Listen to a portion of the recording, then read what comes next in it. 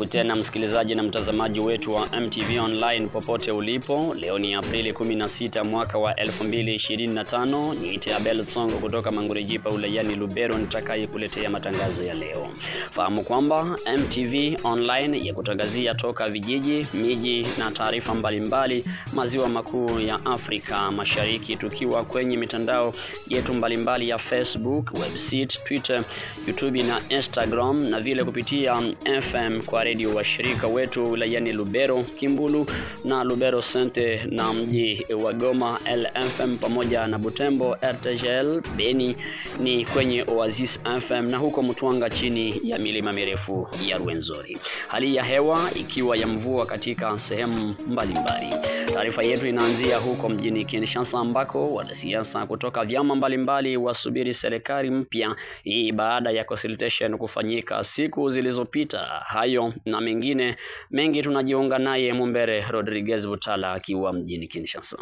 Kusema kweli, baada ya mazungumzo ambayo iliandaliwa na viongozi wa serikali ya Jamhuri ya Kidemokrasia ya Kongo kupitia yule ambaye tunaweza sema ni msuluhishi Profesa Eberande Kolongele juu ya consultation, manake meza mazungumzo, kile kinachoendelea kwa sasa katika mji wa Kinshasa, mji mkuu wa DRC, ni kusubiri. Raia wanasubiri na wanasiasa wanasubiri hiyo ripoti ambayo hivi itawasilishwa kwa rais wa Jamhuri ya Kidemokrasia ya Kongo.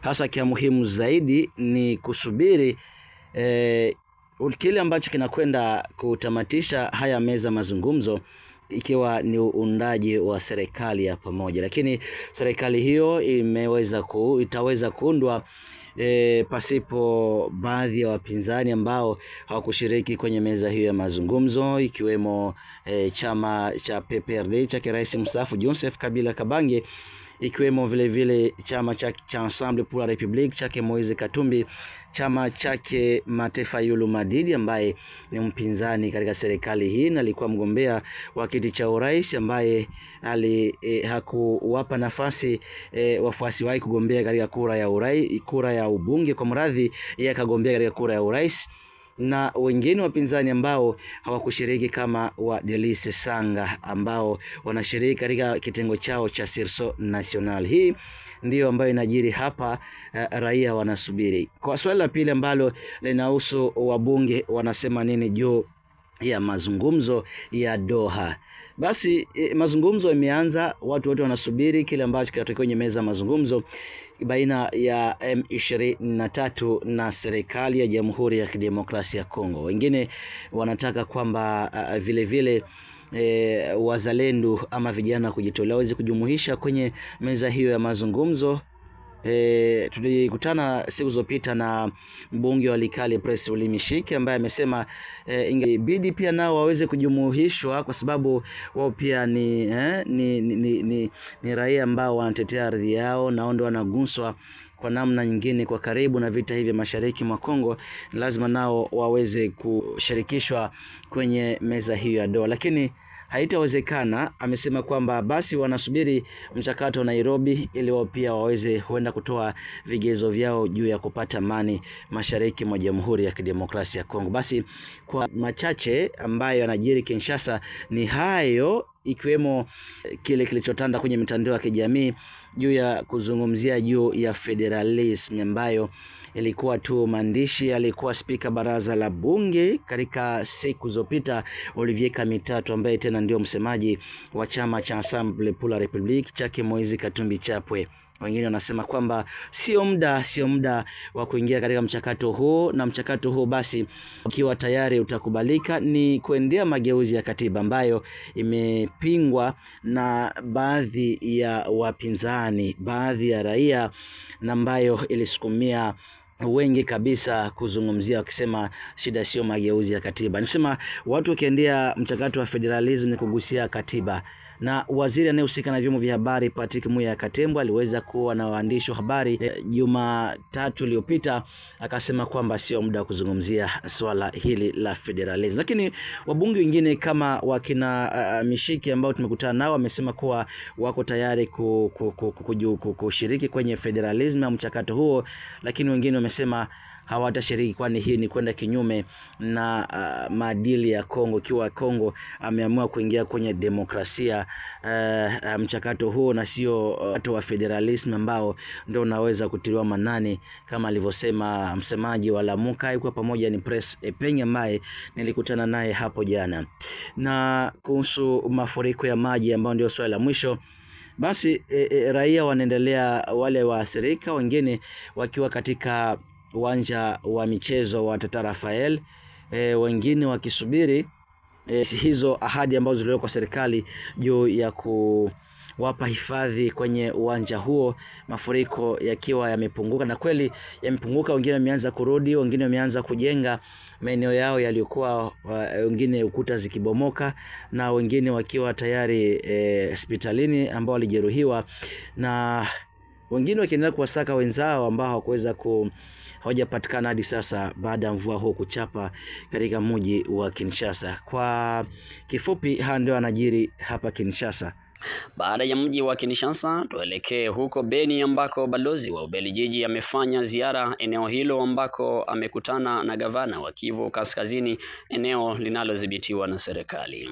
Rendre une visite au gouverneur de la province qui lui présenter d'abord mes félicitations pour sa désignation, et puis écouter sa vision, ses projets, comment le gouverneur et son équipe, qui est là aussi aujourd'hui, entendent mettre en place une stratégie pour relever les défis énormes que rencontre cette province. On sait que c'est une province qui est occupée en partie, qui fait encore face à de nombreux défis. Et le gouverneur m'a expliqué sa vision en 3 piliers. Il y a un pilier évidemment humanitaire, parce que toute cette guerre, ça engendre énormément de souffrance. Huku wakaadhi wakiwa na mtazamo tofauti. Tukitoka Beni tuelekee mkoani Ituri, hasa ulayani Mambasa, ambako wasafiri na wakaadhi pamoja na wakulima ulayani Mambasa mkoani Ituri washutumu wanajeshi wa serikali FARDC kuwanyanyasa wakulima mashambani eneo la Andibuta, usultani wa Walense Karo ulayani. Taarifa zaidi Erasto Sibihwa na taarifa zaidi. Wakati ambapo wakaazi wa mkoa wa Ituri hasa wilayani Mambasa wamekuwa wakiomba usalama wao kuboreshwa na kuomba wanajeshi zaidi kwa ajili ya usalama wao, serikali imeweka vikosi zaidi kwa ajili ya kulinda wakulima waliokuwa wakisumbuliwa na watu wanaodhaniwa kuwa ADF kutoka misitu. Hata hivyo, wakaazi hao wameomba serikali kuweka sheria kwa ajili ya ulinzi wa wakaazi na vitu vyao na kupiga marufuku wanajeshi walipiza kodi, kwani katiba ya DRC hairuhusu mwanajeshi kulipisha kodi yoyote. Mashirika ya kiraia ikiomba hatua ya haraka kuchukuliwa, kwani kuna wanajeshi wa serikali FARDC ambao wameweka vizuizi na kuanza kuwalipisha pesa wananchi, hasa wakulima, akisema Kagila Rafael. Message yenye tuko nayo ya kabambi iko juu ya ile kipindi ya security yenye lipitikana. Kwa kuona basoda yenye balituletea juu bapie balinde rahia, leo bananja ingia kwa mashamba kutrakase population. Gisi banatia defense kule ngamboma ya mchanga, population inakuwa na boka, wakati yenye basoda bananja tia ba barriere na kuanja basumbua. Tulizani kama babo njo banakia chunga, lakini inatokea sasa kinyume. Na ingine biko na tia ba barriere. Mtu kutoka Mambasa utalipa barriere ngapi? Ukaona pale ku 3 km kukode barriere, hapa kukilalo inakuwa barriere nyingine, kuvuka mai kufika kusheferi inakuwa barriere nyingine. Sasa nao bakatia barriere hapo kule ndani ya shamba, mkulima atakuwa na pata franga wapi kusudi afikishe chakula ku centre ya Mambasa? No bale tu benye baliwatia kupori kuangalia security wao njo biko na sumbua sana. Donc bangeliendea mission moja tu ya kuangalia pori, daire kule hakuna kitu hatuyasikia, ilikuwa information yenyewe haiko confirme, kule ndani hakuna kitu hatuya. Boku ba autorité militaire bale ba militaire benye biko pale kopo ku 10 km banenea kufa sécurité kuchunga raia ku kote ya groupement Andibuta. Kule ndani kushamba hakuna hata kitu hatamoa, benye balikuwa basha kimbia amakwao banapasha rudia, activité yote iko kuna fasi yake. wakulima wakiomba vyombo vya usalama kuwalinda wananchi kuliko kuwalipisha kodi ambazo hazijulikane ndani ya shisizo za cheti chochote. Utafahamu kwamba wakulima na wakazi wa sehemu kubwa mkoani Ituri wamepitia hali gumu na mbaya kutokana na shambulizi na mauaji inayotelekezwa na watu wanaodhaniwa kuwa ni ADF. Erasto Sivi wa Marcel, mkoani Ituri. Tunabaki mkoani Ituri, tunaelekea katika mji wa Bunia ambako wabunge walalamikia serikali ya kijeshi. Constantine Sam Bagalwa yuko mjini Bunia. Ndio baba, utafahamu ya kwamba mabunge ya Ituri wanaomba government ya Jamhuri ya Kidemokrasia ya Kongo itie nanga kwa etat de siege. Wanaomba wamalize etat de siege, kwani wao wanaona kwamba hiyo etat de siege Ituri ilifika kwa kunyanyasa raia, kwa kutesa maisha ya watu na kudanganya watu kabisa kufuatana na mandate ambayo ilikuwa ikiwaletewa na viongozi wa juu. Alafu katika kibarua chao ambacho waliweza kusoma leo mbele ya wapasha habari, Peleka Swara ambaye ni msemaji ya wabunge hapa Ituri anaomba kabisa serikali iweze kumaliza etat de siege. Ndani ya etat de siege Ituri imejenga na amani imejaribu kurudi. Ukiangalia kule Nyakunde kulikuwa makundi ya wapiganaji, lakini watu wameanza kurudi pamoja. Ndio, kwenye mipango mbalimbali kama vile ya maendeleo kabisa tunaona Ituri imebadilika, mabarabara zimejengwa, manyumba zimejengwa, watu wamefurahi kabisa na hiyo, lakini kwa usalama ni hapo ndipo watu wabunge wanaomba kabisa kitu haiendeki, kwani wanaona ndani ya etat de siege kuna vikundi vya kumiliki silaha ambazo viliweza kuundwa. Alafu vikundi vinaweza kuundwa, wanaomba kabisa kukua kabisa hiyo kitu walikuwa na ngojelea na etat de siege. Alafu wanaona ni bora government, ni bora rais Tshisekedi aweze kumaliza etat de siege. Na wanadhani kwamba hii itakuwa suluhisho kwa kumaliza mgogoro wa Ituri? Hiyo ndio swali kubwa. Ituri na shida zake inahitaji wana wa Ituri ama watoto wa Ituri waikae pamoja na watatue migogoro yao. Lakini etat de siege inaweza isha leo, lakini hiyo shida ya ukosefu wa usalama itabakia, itadumu. Alafu hiyo kabisa ni bora sana watu wa Ituri kuikala na kufafanua kabisa shida ambayo inaendelea kugawa watu hapa Ituri. Tukiachana naye Sam Bagalwa, tunarudi huko Lubero ambako shule zinaendelea kusimamishwa katika kijiji cha Itendi, eneo la Manzia katika usultani wa Baswa ulayani Lubero, zaidi ya kilomita 50 kaskazini magharibi mwa mji wa Butembo, kwenye barabara Butembo Mangurejipa, baada ya shambulizi la watu wanaozaniwa kuwa waasi wa ADF lolenga kijiji cha Sinjambali na Lumba karibu na kijiji hicho mwezi Januari uliopita. Akisema Makelele Hulizu, mratibu wa shirika la raia hapa Itendi. Ndio hali ya masomo hapa Itendi journaliste, vraiment kila kitu development soko na poste de service kufunguliwa. Wala tunabadilia tuna problema ya masomo.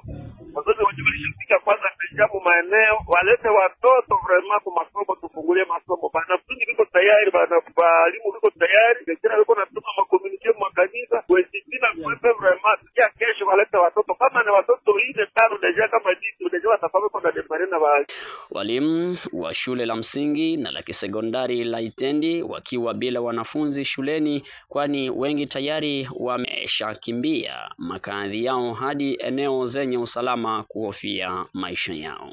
Wengine wakiamua kuacha shule na kubaki na wazazi nyumbani, wengine wamelazimika kuandikishwa katika shule eneo zinazokuwa na usalama. Makelele Bulizu aomba viongozi wa kijeshi na serikali kuhudumisha usalama katika eneo la Mangurejipa kwa kuwapa mwanya watoto kuelekea shuleni, kwani watoto bila elimu ni hatari sana kwa taifa. Tafahamu kwamba watu wanaozaniwa kuwa waasi wa ADF walishuhudiwa katika kijiji cha Lumba na Sinjambale mwezi Januari uliopita na kupelekea zaidi ya watu 20 kuuawa na nyumba nyingi kuchomwa kwa moto. Tukitoka huko tunavuka hadi Nairobi, Kenya, ambako tunaungana naye Dennis Chisaka. Asante ndugu. Juzi aliyekuwa naibu wa rais ambaye alitimuliwa mamlakani Rigathi Gachagua aliibua madai kwamba serikali ya Kenya, hasa rais wa Kenya William Ruto, ni mmoja wa washiriki wakubwa wa viongozi wa muungano wa waasi nchini Sudan. Na swala hilo, kutokana na mahojiano aliyokuwa akifanya na vyombo vya habari, ni kwamba limeibua utata na kuweza kubaini iwapo aliyekuwa naibu wa rais, ambaye tunaamini kwamba alikuwa ni mshiriki wa karibu sana wa Rais William Ruto, hasa wakati wakifanya kampeni ya uchaguzi wa mwaka 2022, walikuwa ni watu waliokuwa na ukaribu sana. Hasa anapokuja na kuibua madai kama haya kwamba rais ana uhusiano wa karibu na waasi, hasa viongozi wa waasi, lakini pia kulikuwa na baadhi ya picha na video ambazo walionekana wawili hao wakifanya mkutano hapa Nairobi, aliyekuwa naibu wa rais wa Sudan pamoja na Rais William Ruto, wakati huo akiwa ni naibu wa rais, lakini pia baada ya kuchaguliwa. Sasa hili ni swala ambalo linajadiliwa, lakini pia linahofiwa kwamba huenda likaharibu ama likatatiza uhusiano wa Kenya na taifa la Sudan, kwa sababu naibu rais aliondolewa mamlakani mwaka jana Oktoba, Rigathi Gachagua ameibua madai hayo akisema kwamba waasi wanaotatiza amani nchini Sudan wanaungwa mkono moja kwa moja na Rais William Ruto hasa, na kubaini kwamba sio kwamba ni serikali ya Kenya, lakini wana ushiriki wa karibu na Rais William Ruto. Ndilo swala ambalo linazungumziwa kwa sana, kwa sababu kufikia sasa limeharibu uhusiano kati ya Kenya na taifa la Sudan, hasa wale ambao wanahisi kwamba waasi hao wanatatiza amani. Lakini pia kuna wale ambao wanalitetea swala hili, wanasema kwamba mikutano ya Rais William Ruto na kiongozi huyo, hasa wakati ambapo alitembea Kenya, ilikuwa ni ziara ya kiserikali, lakini bado ni swala ambalo linajadiliwa, na huenda kufikia sasa Rais William Ruto hajazungumzia madai hayo ambayo yaliibuliwa na aliyekuwa naibu wake, wala viongozi wote katika serikali hiyo hawajajibu wala kuzungumza kuhusiana na madai hayo. Lakini pinde tu tutakapopata taarifa zaidi kuhusiana na hilo, labda wandani wa karibu wa Rais William Ruto akiwa katika mjibu aliyekuwa naibu rais, basi tutakuwa tunawasiliana pia na kuweza kujua mambo haya yanakwenda. Lakini kufikia sasa ni madai tu ambayo yaliibuliwa na aliyekuwa naibu wa rais Rigathi Gachagua ambaye aliondolewa mamlakani, lakini bado vyombo vya serikali, vyombo vya usalama hawajajibu kuhusiana na madai hayo. Tukiachana naye Dennis Chisaka wa huko Nairobi, na tunavuka eneo jirani la Tanzania, hasa Kigoma, ambako tunaungana naye Trifon Odas akiwa huko Kigoma, Tanzania. Mheshimiwa Biteko ambaye ni naibu waziri mkuu wa Jamhuri ya Muungano wa Tanzania na waziri wa nishati amesema hayo jijini Dodoma wakati akifungua mkutano mkuu wa mwaka wa chama cha mawakili wa serikali uliolenga kudadavua dira ya maendeleo ya taifa ya mwaka 2050 na kufanya uchaguzi wa viongozi wa chama hicho. Ameipongeza Wizara ya Katiba na Sheria kwa kufanya kliniki mbalimbali za kuhudumia wananchi katika mikoa mbalimbali iliyobaini asilimia kubwa ya migogoro inayotokana na ardhi na kuwataka waendelee kusimamia haki za wananchi. Tumefanya mikutano mbalimbali ya kliniki kwenye mikoa ya Dodoma, Mwanza kwa mfano, pamoja na Kilimanjaro, ambako malalamiko 398 mliyasikiliza kutoka kwa wananchi, na wengine wananchi zaidi ya 1800 walikuja kwenu wakiwa na malalamiko haya. Picha niliyoiona ni kwamba migogoro mingi tulionayo hapa nchini kwa kweli kwa kiwango inatokana na ardhi. Katika migogoro 398 ile mlioifikia, migogoro 167 sawa na 42% ilikuwa migogoro ya ardhi. Madai mbalimbali yalikuwa migogoro ya ajira, migogoro ya mirathi, jinai, ukatili, ndoa, pamoja na jambo baya linalonikera la matunzo ya watoto. Yote haya mmeyafanya kupitia kliniki mlizozifanya. Aidha, Dr. Biteko amesema serikali inatambua jitihada za wizara na taasisi zote na asasi za kiraia zinazotoa huduma mbalimbali ya kisheria kwa wananchi, ikiwemo Tanganyika Law Society, Tanzania Legal Aid Provider, Legal Service Facility, ambapo amewataka wanasheria na mawakili wakuu wa serikali kuwa watetezi wa serikali na kutenda haki kwa Watanzania. Mimi niwaombe wanasheria wa serikali, mawakili wa serikali, fanyeni kazi yenu kwa kuzingatia taaluma yenu. Mtakapofanya kazi ya ushauri, msishauri kwa kuangalia mood ya bosi inasemaje.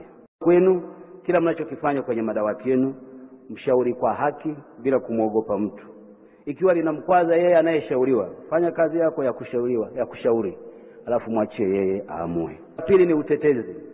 Wakati wote mtakapokuwa kwenye majukumu yenu, fanyeni kazi ya kuitetea serikali yenu, maana ninyi ndio waanzilishi wa mambo yote. Hata kama sheria zinatungwa zile zinazoanzia serikalini, architect wa kwanza anayetengeneza mchoro wa hiyo sheria bila shaka ni timu hii tulionayo mbele yetu.